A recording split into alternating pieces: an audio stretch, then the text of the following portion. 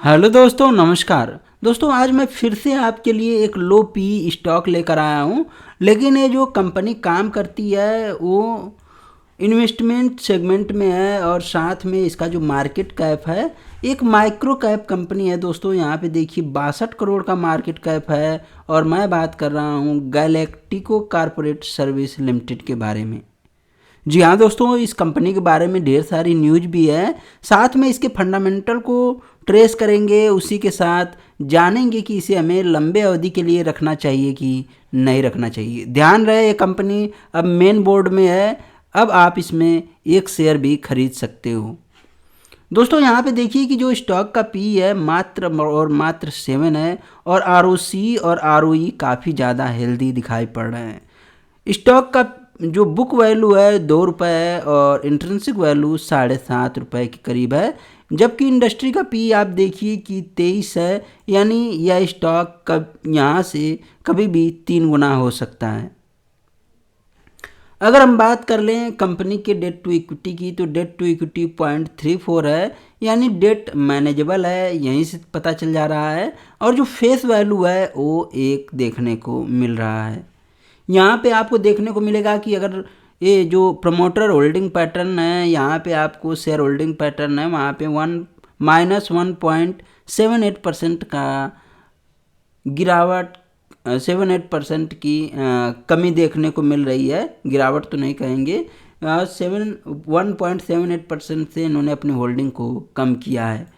अब हम बात करेंगे सीधे शेयर होल्डिंग पैटर्न के बारे में, क्योंकि यहाँ पे मजबूत हाथों में होल्डिंग होनी काफ़ी ज़्यादा ज़रूरी है। यहाँ पे देखिए कि सिर्फ दिसंबर 20 में 72% की होल्डिंग थी प्रमोटर के पास, और अभी फ़िलहाल में दिसंबर 22 में आप देख सकते हैं कि ये होल्डिंग 66.99%, फिर उसके बाद 58.53 और अभी फ़िलहाल में 56.76% दिखाई पड़ रही है। जो होल्डिंग पब्लिक के पास कभी 27% की थी, आज 43% की है। और इसमें कुछ DII भी हैं, आप देख पाओगे, सॉरी DII नहीं, कुछ बड़े HNI भी हैं, 3.29 और 2.74 और 1.22 के आसपास। दोस्तों, अब हम बात करेंगे कंपनी के बैलेंस शीट के बारे में, क्योंकि इसको ट्रेस करना काफ़ी ज़्यादा ज़रूरी हो जाता है। यहाँ पे हम बात करने वाले हैं कंपनी के पास रिजर्व कितना है और बोरोइंग कितनी है।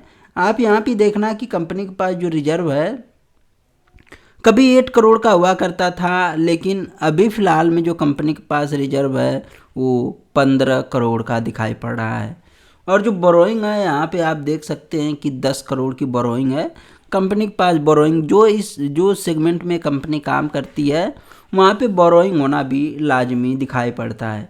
अगर हम कंपनी के फिक्स्ड एसेट की बात करें, तो कंपनी ने अपने फिक्स्ड एसेट को भी इंक्रीज किया है, और यहाँ पे आप देख सकते हैं 16.45 से 19.02, यानी कुल मिला जुला कर कहें तो 3 करोड़ के आसपास कंपनी ने अपने फिक्स्ड एसेट को इंक्रीज किया है। अब हम बात करने वाले हैं कंपनी के ईयरली P&L को, फिर उसके बाद कंपनी की साइट पे चलेंगे और देखेंगे कि कंपनी बिजनेस क्या करती है। यहाँ पे देखिए कि मार्च 18 में 16 करोड़ की सेल्स कर रही थी यह कंपनी, अभी फ़िलहाल में 35 करोड़ की कर पा रही है, यानी सीधे सीधे सेल्स दोगुना हो गया है। ये कितने सालों में दोस्तों? तो 5 सालों में। अगर हम नेट प्रॉफिट की बात कर ले, तो नेट प्रॉफिट कभी 1 करोड़ का हुआ करता था, लेकिन आज यही नेट प्रॉफिट बढ़ के 9.75 CR है, यानी काफ़ी अच्छा इसने ग्रोथ शो किया है अपने नेट प्रॉफिट में। ग्रोथ क्यों शो हो रहा है दोस्तों? तो आप देखेंगे कि कंपनी ने लगातार अपने ऑपरेटिंग प्रॉफिट मार्जिन को इम्प्रूव किया है। ये बात आपको समझ में आनी चाहिए। ऐसा भी नहीं कि कंपनी के पास बहुत ज़्यादा अदर इनकम है या फिर बहुत ज़्यादा अदर सोर्स से इनकम है, ऐसा भी नहीं है। अब हम बढ़ते हैं कंपनी के क्वार्टरली रिजल्ट पे, क्योंकि वहाँ पे कुछ आपको खास दिखने वाला है। यहाँ पे आप देखिए कि जून 22 में 5 करोड़ की सेल्स थी, अभी फ़िलहाल में 4.54 की सेल्स दिखाई पड़ रही है, यहाँ पे आप देख सकते हो। अगर हम सितंबर 22 से अब तक तुलना करें तो यहाँ भी गिरावट देखने को मिल रही है। अगर हम बात करें नेट प्रॉफिट की, तो नेट प्रॉफिट 0.74 था, अब अब देखेंगे कि मार्च 23 में 7.33, फिर उसके बाद 0.75 और 0.42 है, यानी काफ़ी ज़्यादा उतार चढ़ाव देखने को मिल रहा है स्टॉक क्वार्टरली रिजल्ट में, स्टॉक के क्वार्टरली रिजल्ट में। वैसे तो कंपनी का जो ओवरऑल अगर हम ईयरली परफॉर्मेंस देखें तो काफ़ी अच्छा है। अब हम चलते हैं कंपनी के पीयर ग्रुप पे। आप पीयर ग्रुप पे नज़र डालोगे तो आप पाओगे कि इसके पीयर में बजाज फाइनेंस जैसी कंपनियां हैं, और उसी के साथ साथ बजाज फिनसर्व भी है, बजाज होल्डिंग, श्रीराम फाइनेंस के साथ साथ एसबीआई कार्ड भी इसके पीयर ग्रुप में शामिल है। दोस्तों अब हम चलते हैं कंपनी की वेबसाइट पे और जानेंगे कि यह कंपनी क्या काम करती है। वैसे तो यहाँ पे आप आ गए हैं कंपनी की साइट पे, और ये क्या सर्विसेज प्रोवाइड करते हैं तो आप देख सकते हैं कि ये आईपीओ, राइट इश्यू और एफपीओ से संबंधित काम करते हैं। साथ में कारपोरेट का वैल्यूएशन निकालते हैं, उसी के साथ मर्जर वगैरह से संबंधित भी काम करते हैं। और उसके साथ अगर हम बात कर लें तो कारपोरेट एडवाइजरी का भी काम करते हैं, ओपन ऑफर और बाई बैक डी लिस्टिंग का भी काम करते हैं, क्यूआईबी प्लेसमेंट का भी काम करते हैं, और कैपिटल मार्केट सर्विस के साथ साथ ई शॉप एडवाइजरी मैनेजमेंट के साथ साथ सेक्रेटरियल कंप्लायंसेस जैसे काम करते हैं। तो जो चीज़ें मैंने आपको ऊपर बताई, यहाँ पे आप देख सकते हैं आवर डेडिकेटेड सर्विस के नाम से इन्होंने कॉलम बना रखा है। क्या काम करते हैं इसके बारे में इन्होंने बता रखा है, आप जाके इसकी वेबसाइट पे बाकायदे पढ़ सकते हो। एक बार इनकी टीम से आप मिल लीजिए दोस्तों। यहाँ पे आप देखेंगे कि इसके डायरेक्टर हैं राहुल डूंगरवाल, साथ में विपुल लाठी चेयरमैन हैं और इस कंपनी के डायरेक्टर हैं। अगर हम इनके क्लाइंट की बात कर लें तो इनके जो क्लाइंट हैं आप देख पाओगे कि वेकफील्ड, आईडीएफसी, सार लोहा, और उसी के साथ कंपनी के और भी बहुत सारे क्लाइंट हैं जिसमें कि सिंसिस टेक भी शामिल है। अटल रियल टेक प्राइवेट लिमिटेड भी इस कंपनी का क्लाइंट हैं, और Poddar housing and development limited भी इस कंपनी का जो है कि क्लाइंट है। तो इस तरह बहुत सारे क्लाइंट हैं इस कंपनी के। और सिंसिस टेक जो कि मार्केट में लिस्टेड कंपनी है, काफ़ी बेहतरीन कंपनी दिखाई पड़ रही है, ये भी स्टॉक, ये भी कंपनी इसकी क्लाइंट हैं। अब हम चलते हैं इसके कुछ और चीज़ों के बारे में आपसे बातें करेंगे, जैसे कि ये बिजनेस ऑफ इन्वेस्टमेंट बैंकिंग के साथ साथ इशू मैनेजमेंट एक्टिविटीज़ का काम करते हैं।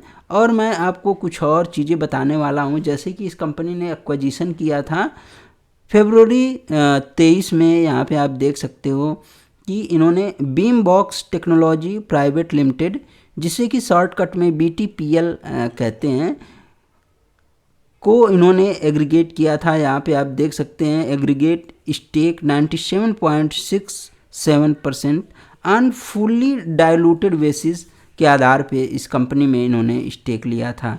ये तो हो गई BTPL की बात। अब यहाँ पे देखिए कि जो रेवेन्यू है वो कहाँ कहाँ से आता है।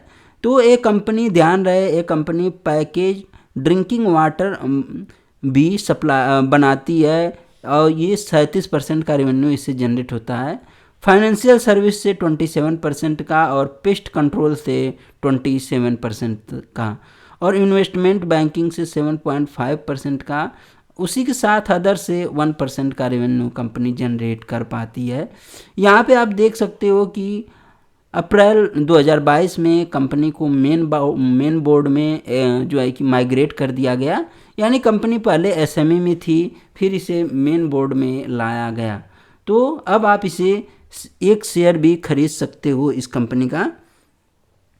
साथ में मैंने इसके क्लाइंट के बारे में आपसे डिस्कस कर लिया है, और उसी के साथ जो इसका package drinking water manufacturing facility है, यहाँ पे आप देख सकते हैं पैकेज ड्रिंकिंग वाटर मैन्युफैक्चरिंग, ये किसके थ्रू करता है दोस्तों, तो इसकी एक सब्सिडरी कंपनी है सेवन हिल्स बेवरेज लिमिटेड, इसके थ्रू ये पैकेज ड्रिंकिंग वाटर का काम करते हैं। तो दोस्तों ये तो रहा कंपनी के बारे में कुछ इन्फॉर्मेशन और कुछ जानकारियाँ। यहाँ पे आप देखेंगे कि कंपनी का काम क्या है, तो जैसा कि मैंने पहले ही बता दिया है, ये सभी काम कंपनी करती है, मर्चेंट बैंकर का भी काम करती है। तो दोस्तों अगर आपके पास पैसे हैं तो 1000 शेयर खरीद के रख सकते हैं, 4000 का शेयर खरीद के रखिए, लंबे अवधि के लिए रखना। दोस्तों आपको मैं शॉर्ट